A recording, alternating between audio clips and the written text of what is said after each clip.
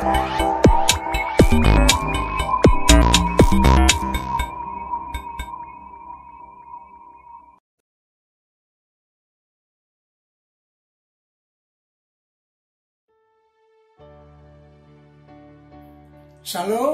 saudara-saudari yang dikasihi Kristus.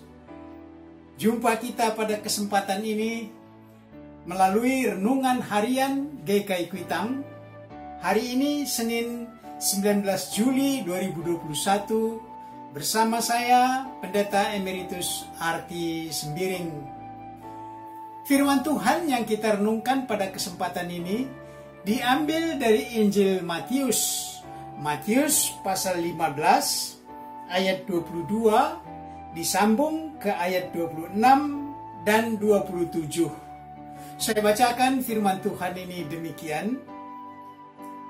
Maka datanglah seorang perempuan Kanaan dari daerah itu dan berseru, "Kasihanilah aku, ya Tuhan, anak Daud, karena anakku perempuan kerasukan setan dan sangat menderita."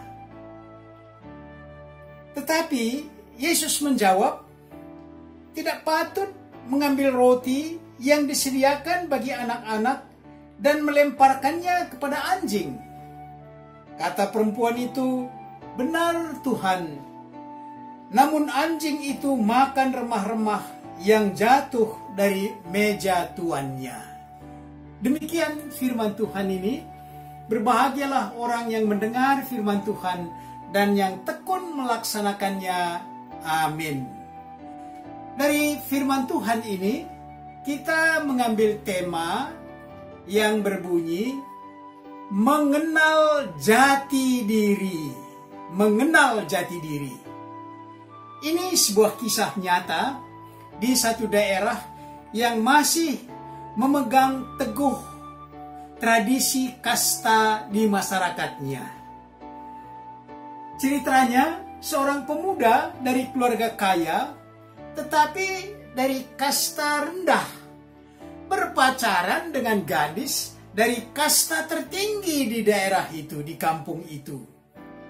Orang tua dari keluarga gadis itu malu sekali dan dinasihati anaknya agar memutus tali cinta mereka dengan pesan, "Anakku, kenal dan hargai jati dirimu."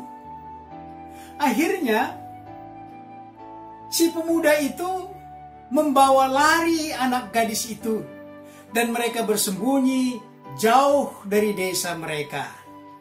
Ternyata orang tua dari gadis itu mengetahui tempat di mana mereka bersembunyi.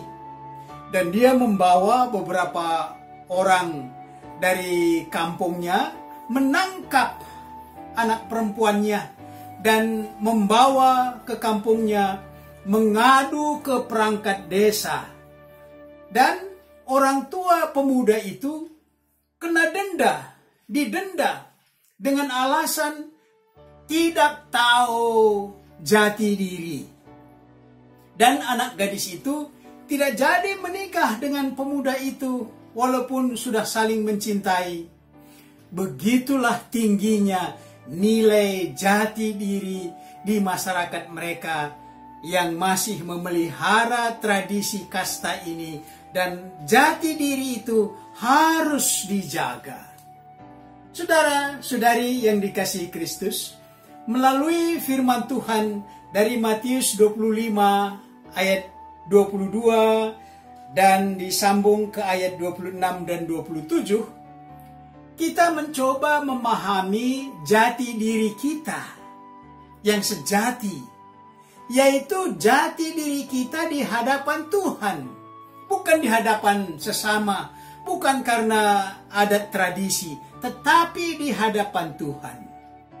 Pada perjalanan Tuhan Yesus ke daerah Tirus dan Sidon, daerah itu sudah di luar daerah Israel, tetapi di situ banyak orang Israel. Dalam perjalanannya itu, seorang perempuan Kanaan, dalam kurung dia non-Yahudi. Mungkin dia makan makanan haram yang diharamkan di Taurat. Dia menjumpai Yesus. Perempuan itu rupanya sudah banyak mendengar tentang Yesus dan dia percaya bahwa Yesus itu Tuhan, anak Daud yang dijanjikan para nabi. Pemahaman seperti ini itu tidak gampang. Justru pemahaman seperti inilah yang ditolak kaum Farisi, imam-imam, ahli-ahli Taurat. Tetapi perempuan ini beruntung sekali. Dia bisa berjumpa dengan Yesus yang dia yakini anak Daud, Mesias, Juru Selamat, dengan satu beban yang berat yang dia tanggung, yang dia alami, yaitu anak perempuannya kerasukan setan dan sangat menderita. Perjumpaan itu menjadi satu kesempatan perempuan ini menyampaikan permohonannya dengan penuh iman dan dia berteriak, "Kasihanilah aku ya Tuhan anak Daud. Kasihanilah aku ya Tuhan anak Daud." Di sepanjang perjalanan itu, murid-murid Yesus berkata supaya Yesus menyuruh pergi perempuan itu. Yesus berkata kepada ibu itu, dia katakan, "Aku diutus hanya kepada domba-domba yang hilang dari umat Israel." Tetapi perempuan berkata kepadanya, tetap saja dia memohon, "Tuhan, kasihanilah aku. Tuhan, kasihanilah aku." Yesus berpaling lagi kepadanya dan menjawab dengan tegas, "Tidak patut mengambil roti yang disediakan bagi anak-anak dan melemparkannya kepada anjing." Tetapi perempuan itu memohon dengan berkata, "Benar Tuhan, benar Tuhan, namun anjing itu biarlah makan remah-remah yang jatuh dari meja tuannya."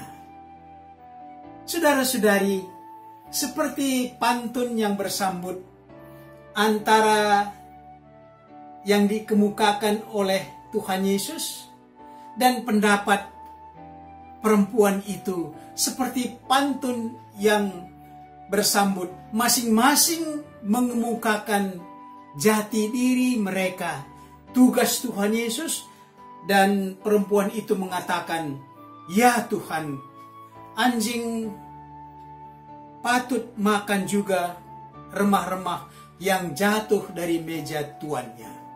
Akhirnya Yesus tertegun bahwa perempuan itu seorang yang tangguh, teruji, tidak menyerah dalam iman. Dia tahu jati dirinya di hadapan Tuhan. Orang yang tak bernilai apa-apa, itu dipahaminya dirinya di hadapan Tuhan. Dia tidak keberatan dan tidak marah, dianggap kafir, dianggap najis, nilainya setara dengan anjing di hadapan Tuhan.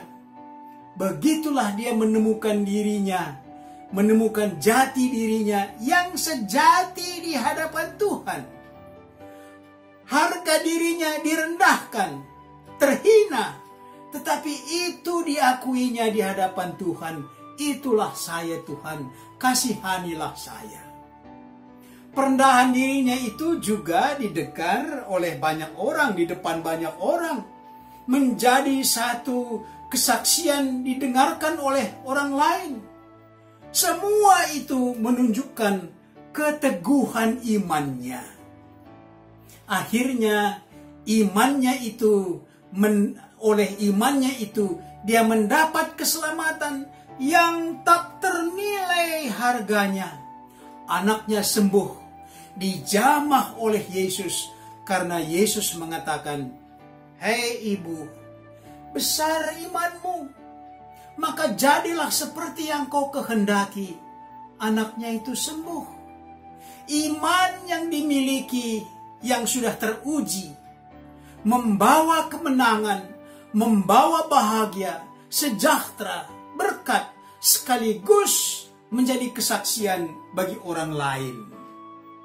Mari saudara-saudari, sekarang kita bercermin dengan tema mengenal jati diri dalam renungan yang kita renungkan ini dengan pokok sebagai berikut. Pertama, menurut Anda, apa arti perkataan Yesus yang berkata, tidak patut mengambil roti yang disediakan bagi anak-anak dan dilemparkan kepada anjing? Coba, apa artinya itu menurut Anda? Yang kedua, pernahkah Anda mendapat perlakuan, baik dengan tindakan atau perkataan dari orang lain yang disebut, yang memberi nilai diri Anda yang najis, diharamkan? Pernah? Kalau pernah, bagaimana sikap Anda?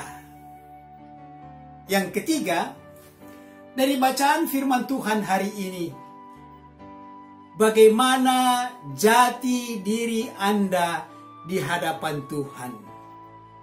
Coba diungkapkan jati diri Anda di hadapan Tuhan. Mari berdoa. Bapa kami yang di sorga, agung, mulia, dan kudus, Bapa tak terhampiri oleh manusia.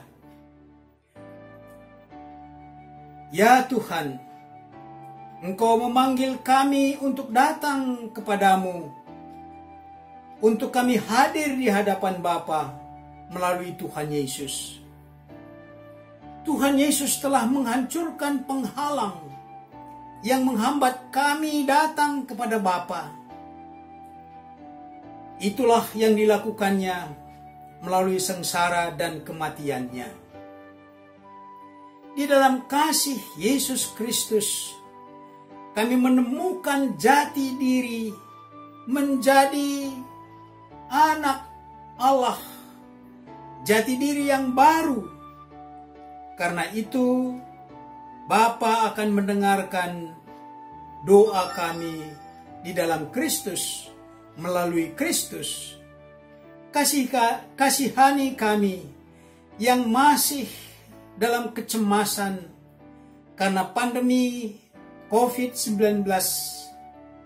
Kami berdoa, ya Tuhan, Engkau menolong kami bersama masyarakat di negeri kami, dengan bangsa-bangsa, agar wabah COVID-19 ini segera dapat dihentikan. Banyak saudara kami yang terinfeksi virus ini, tolong mereka agar sembuh. Ya Bapa, tolong kami yang berbeban karena berbagai kesulitan hidup, karena ekonomi, karena PHK, karena pekerjaan, agar saatnya kami mendapat kelegaan dalam karunia Bapa. Inilah doa kami dalam Kristus Yesus. Amin.